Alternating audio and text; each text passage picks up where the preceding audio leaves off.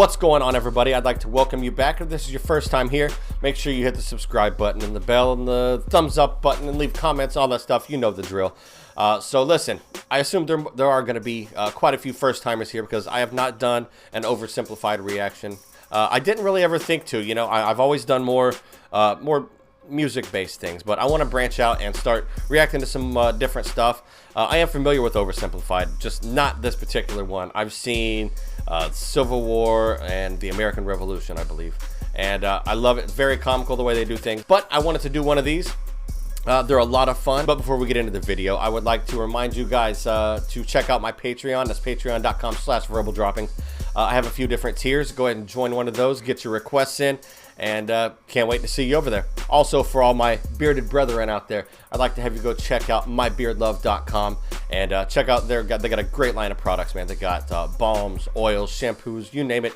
Definitely go check them out. Some great scents, great products, definitely worth it. But we're going to get into this right now. We're doing Oversimplified World War II Part 1. So thank you guys for joining me. Let's go. This video was made possible by Skillshare. Churchill was a man with many talents. He was an artist, a butterfly enthusiast, and he had an unpublished manuscript about aliens. Clearly, he was a man with an insatiable thirst for knowledge. Maybe he could have loaded up his computer and logged onto Skillshare. Nice. Slick, brother, slick. One thing I will say about this dude at Oversimplified, he always finds the best way to get his promos in, so shouts to you, man. All right, let's get it on. It's 1902. A young man by the name of Benito Mussolini moves from Italy to Switzerland to avoid military service. He gets big into socialism, working for trade unions, writing for socialist newspapers, advocating a violent overthrow of European monarchies, the whole shebang. This gets him in a bit of trouble with the Swiss police, so he gets arrested, sent back to Italy, set free, returns to Switzerland, is arrested again, goes back to Italy again, completes his military service after previously avoiding it, and then after a brief stint as an elementary school teacher, he finally returns to work as an avid socialist. Jesus His Christ, speeches really? and journalistic abilities made him famous among Italian socialists. He was anti-war, so when Italy colonized Libya in 1910, he rioted and got arrested. Then World War I came along, and once again he protested Italy's involvement. But then he thought, wait a minute, this war could bring about the social climate needed to overthrow European monarchies and bring about the socialist revolution everywhere. And suddenly he was pro-war. But his fellow socialists didn't like his new pro-war stance, so they kicked him out of the party. So then he said, you know what? I'm done with socialism. We need something new, not based on class divisions tearing us apart, but based on unity through nationality. We'll conquer the Mediterranean and reunite all Italian peoples just like the days of the Roman Empire. I'll call it fascismo, and it will guide the Italian nation to greatness. That's all well and good, Mr. Mussolini, but what kind of haircut am I giving you? Let's go with... bold. Listen. It's not funny.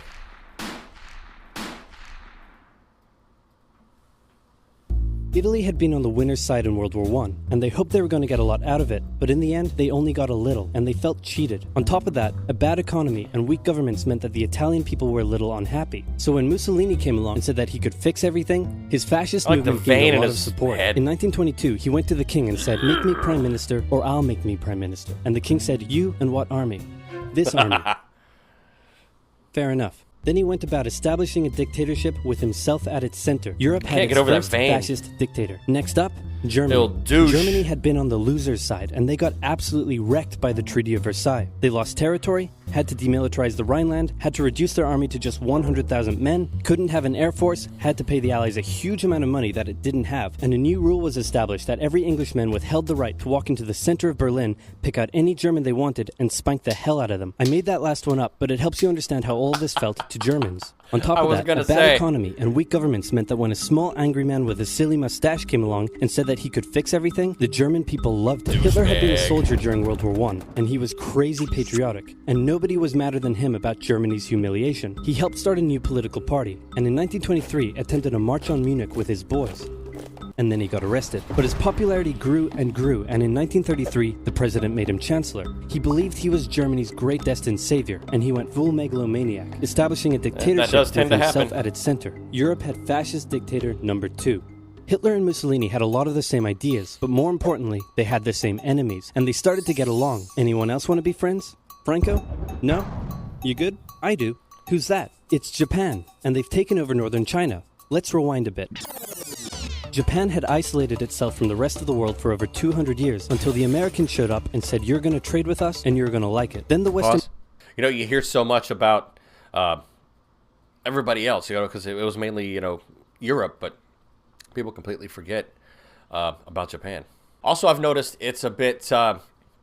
it's interesting. I don't know as much about World War II as, say, I do about, you know, the American Revolution or the Civil War. So this is cool, you know. And again, I understand it's oversimplified, but you still get a good grasp on what's happened, which I think what's genius about it. They cut out a lot of the extra details. They just leave it like bare bones and in a comedic manner. That's great, you know. I think a lot of kids, especially in my generation, I graduated in 2000. I think if we would have had something like this, I think history would have been so much more enjoyable because, man, let me tell you, I don't know about in the classroom today, but I know back then it was just so dry. I had one good history teacher who he was comedic. He made it not boring. I think he understood that. So, all right, I'm done ranting. Let's go. Powers imposed a bunch of unequal treaties, meaning Japan's economy was bust. They also had no natural resources, so they decided to go get some. They went to war with China to gain a sphere of influence over Korea, and they took a bunch of China's stuff. But then the West said, hey, cut that out. And since Japan couldn't take on the West, they said, okay, I guess we'll just go home. Wait a minute, what are you doing? Taking advantage of a weakened China and setting up spheres of influence. But I was the one who weakened them. We know. And you guys didn't let me have anything. We know. That seems unfair. Sounds about right. We don't think so. Okay, see ya. So Japan thought, screw this, and went to war with Russia, and stunned everyone by actually winning. Then they fully annexed Korea, but they didn't stop there. In World War I, they took Germany's colonies and islands in Asia. And then in an incident that was maybe staged by the Japanese army, a bomb blew up a Japanese train in Manchuria. Is there a Korean War oversimplified? And take over. So here's the situation. Nazi Germany, Fascist Italy, and Japan all believe they're racially superior, all feel hostility towards the Allies, and all want to militarize and take over more stuff. And so they did. Let's start with Germany. Hitler hated the Treaty of Versailles, and now he was ready to begin undoing it. In complete violation of the treaty, the first Luftwaffe squadrons were set up, conscription was introduced, and he pimped up his army. The Allies did nothing. Then Hitler sent his army back into the demilitarized Rhineland, giving orders to immediately retreat if the Allies showed up. The Allies did nothing. With his military re-strengthened, he could now move on to step 2. He wanted to rapidly increase the army population, and to do so, he needed Lebensraum, or in other words, he would have to take over the world. But for now, a good portion of Europe would do, and he began eyeing up his neighbors. The Allies finally started to get worried, so they implemented a fairly useless diplomatic strategy called appeasement, and it went a little something like this. All right. And you see, I want to throw in something here. Only in hindsight can you see a lot of this stuff. I think a lot of people might have known that he wasn't the best kind of person, I guess. But it's easy to sit here decades after the fact and pass judgment on people for not doing anything, or this could have been done different, or that could have been done different. There's just no way to know, you know what I mean? And it's only by looking back that you can see this stuff. I'm sure with some of the things going on today, you know, in 20, 30, 40 years, we might look back on that in a completely different light and say, oh, if we would have just went this way, or if we would have just went that way. But, you know, it's not really fair to do that, because hindsight's always 20/20, they say. So, let's go. Hitler would say, I want that thing. And the Allies would say, you can't have that thing. Okay, you can have that thing, but no more. I want that thing. And repeat. In 1938, Hitler's army marched into Austria and just took it, with no resistance. Boom, this is Germany now. Next, he demanded to be given the Sudetenland, an area of Czechoslovakia with many ethnic Germans. The Allies held a meeting with Hitler in Munich and said, look, we're going to give you what... Hang on, this meeting is about my territory. Shouldn't I come to the meeting too? No. Anyway, we're going to give you what you want. Really? Yeah. Just like that? Yep. What's the catch? Just sign this piece of paper promising you won't invade the rest of Czechoslovakia. Okay. Then Chamberlain returned home victorious, waving his signed piece of paper in the air, declaring crisis to be averted and the continuation of world peace, and we built a statue of Chamberlain in his honor, and every day on the 30th of September we celebrate Chamberlain Day. Hitler's invading the rest of Czechoslovakia. What? He's invading the rest of Czechoslovakia. Oh. You lied to me. What do you expect? I'm Hitler. Not to be outdone, Mussolini also wanted to get in on the action. He thought to himself, isn't there a not yet colonized nation somewhere which is so underdeveloped that the people would be defending themselves against our tanks with literal bows and arrows and wooden spears? Oh, there is? Fantastic. And so he took it. Italy also wanted to control the entrance to the Adriatic Sea, so they occupied Albania. Then, in another incident which was maybe staged by the Japanese, gunfire was exchanged by Japanese and Chinese troops at the Marco Polo Bridge, and the Japanese launched yet another invasion against China. They swept through Beijing and Shanghai, and then advanced through the Yangtze Valley to China's then capital, Nanking. It was here that saw the worst of Japan's shocking atrocities committed against the Chinese people. Nobody would try that today. Back in Europe, Germany and Italy made their relationship status official by signing the Pact of Steel. Then, Hitler turned his eyes toward corridors splitting Germany in two. At this point, the Allies really had to put their foot down, and they warned him that an invasion of Poland would mean war. Hitler had planned to continue his advance eastward, but he didn't want to end up fighting a war on two fronts. So for now, he made an alliance with Stalin, saying, "How about we both invade Poland and split it between the two of us, and I definitely won't not refrain from not betraying you sometime in the future." Sounds good. This new alliance stunned the West. On the 1st of September 1939, German troops entered Poland, and Britain and France declared war on Germany. The Poles fought hard, but they were no match for the two giants crashing down on them from either side. Then came a period known as the Phony War, where everyone just sort of sat around not doing much. The French had launched a small invasion into the Saarland, but they maintained mostly defensive positions, and after a while decided to just turn around and call it a day. Speaking of France, the French were still super proud of their victory in World War I, and they hadn't really moved on from it. They still used horses, they dispatched messages by motorbike instead of using radio, orders from the commander-in-chief were usually pretty vague, and the troops were rarely inspected. They built a line of defenses along their German border, but didn't bother extending it all the way to the Channel, and they wouldn't launch artillery strikes against Germany out of fear of being retaliated against. In a war, they didn't want to attack the enemy. And at first the UK wasn't much better. Chamberlain still naively hoped that the war could be ended diplomatically. Instead of bombing raids, the RAF dropped propaganda leaflets over German cities, which one air marshal said likely did nothing but provide the continent with toilet paper for the duration of the war. They also only sent 200,000 men to France, while the French had mobilized millions. Both Britain and France wanted to avoid a repeat of the First World War, and so they wanted to keep the war as far from home as possible. So they turned their eyes north, towards Norway.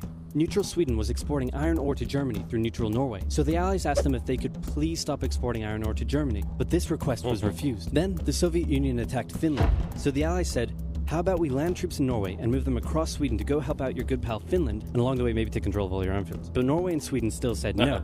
So the UK mined the waters around Norway to force any transport ships into international waters, and they also attacked a German tanker they found in the area. Hitler realized what the Allies were up to, and he quickly moved to secure his supply of iron ore. He launched an invasion through Denmark into Norway. The Allies rushed to land troops at key ports along the coast, but Germany had taken control of Norway's airfield, and their air superiority decided the fight.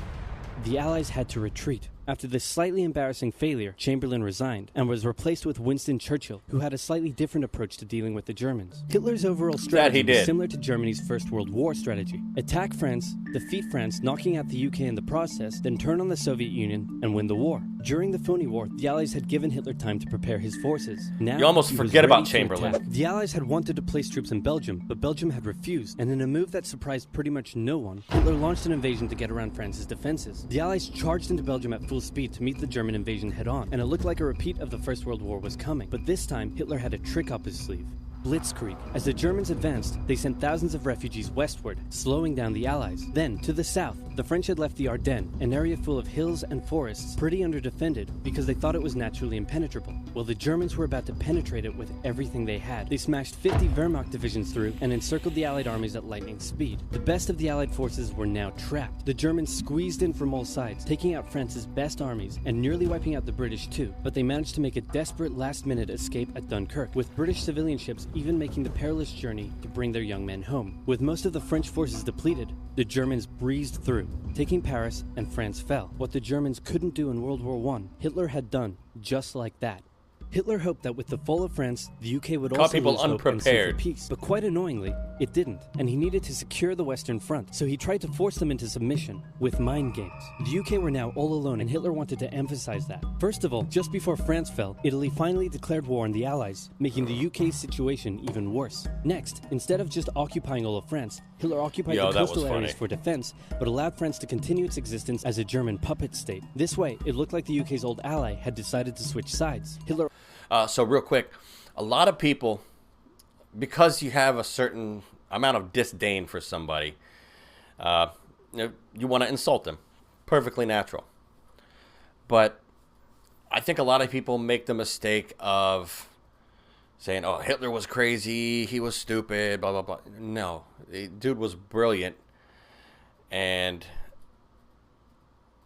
just in the wrong way. You know, he had, again, he understood, I guess, in a way, how to think like your enemies in order to preempt what they might do. But you know, head games. It's effective. Let's go. Also hoped that the UK wouldn't attack any of her old allies' navy bases or colonies in Africa, giving Hitler an extra line of defense to the south. But the UK made sure to respond to this by sailing down to France's navy base in Algeria and wrecking a bunch of ships. So have at it. Hitler then began laying down plans for an invasion of Great Britain. Before German troops could land on British soil, he would first need air and naval superiority across the Channel. Waves of German bombers came, while the completely outnumbered RAF worked bravely around the clock in an attempt to quell the German attacks. At first, the Luftwaffe targeted British ports and coastal facilities. Then it attacked RAF bases, crippling the RAF's ability to defend the nation. And it looked like Hitler's Great British Invasion was coming. But then, Churchill ordered a small, pretty insignificant bombing raid over Berlin. It didn't do much damage, but Hitler was furious, and he immediately ordered the Luftwaffe to refocus its attacks on civilian targets in London. Children were sent off to the countryside, away from their parents to avoid danger, and frequent trips to air raid shelters became a daily occurrence. But British morale held firm. Smiling, knitting, lounging casually, these people have balls of steel. This refocusing on London also gave the RAF breathing space to reorganize, so Hitler kind of shot himself in the foot there. Just the foot for now. Finally, the Luftwaffe sent one massive all-out attack on London, and the RAF successfully repelled it, destroying many of the German aircraft and placing air superiority firmly in British hands. Hitler's invasion had to be postponed, but the bombing of British cities continued for some time. All right. So first off, I would like to apologize for not giving more commentary on it. Again, I find history done in this way, I find it super entertaining. So I was basically just, into the story, what was going on. But, I suppose, like I already said, the biggest thing to take away from things like this are, you don't know. It's hard to gauge with your current situation, and this can go for just regular life too. You don't know what insignificant day-to-day things are going to bring in the future. There's just no way around it. Now, I can look back on my life and say, if I hadn't done this one thing, then the whole rest of my life would have been different, or maybe better, maybe worse. You just don't know. It's the same way with historical events like World War II. It's easy to sit back now and talk about what could have been done, what should have been done. But again, there was no way to tell the future. Nobody knew back then that, like, I guarantee you, when Hitler first came to power, nobody knew what was going to happen. Nobody knew that he was going to try to wipe out an entire race of people or take over the world. It was just, I guarantee you, nobody was thinking it. But now looking back, after it's done, and they had trials afterwards. After all this stuff's done, then you get a clearer picture of what transpired to make everything happen. So I think that's just a really good lesson that you can take and apply to your everyday life. There's no use in, like, make the best decisions that you think you can make for yourself right now, but there's no guarantee that any of those decisions are gonna equal anything good or positive. You just don't know. It's hard, We, as people, we want to think that, oh, if I would have been around during this time period, I would have done A, or I would have done B, and everything would have been different. Maybe. But when you go to look, say like Nazi soldiers, I guarantee you, most of them were decent people. So if you had told them, let's say when they first joined up, or I don't know, was it conscripted service? I'm not really sure if they had their equivalent to a draft. I don't know, possibly. I just don't know enough about it. But if let's say anybody who voluntarily joined, if they knew what they were actually fighting for, or what it turned out that they would be fighting for, it wouldn't have happened, you know? Well, I'm definitely looking forward to getting into part 2. Very informative stuff, comical, and just really overall enjoyable. So I hope you guys enjoyed it. If this is your first time here, like I said at the beginning of the video, make sure you go ahead and hit the subscribe button, hit the notification bell. That way, whenever I upload a video, you'll know. But before I get out of here, I want to remind you to go check out the Patreon, check out the tiers. Also, don't forget to check out my sponsor. Go to mybeardlove.com. Lots of great stuff to keep your face looking nice and smelling good. So go check them out. I'm really happy with everything I've tried from them so far, and I can't wait to get some new scents in. So remember, subscribe, thumbs up, comment, Patreon, Beard Love. All 5. All right, you guys. See you next time. Peace out.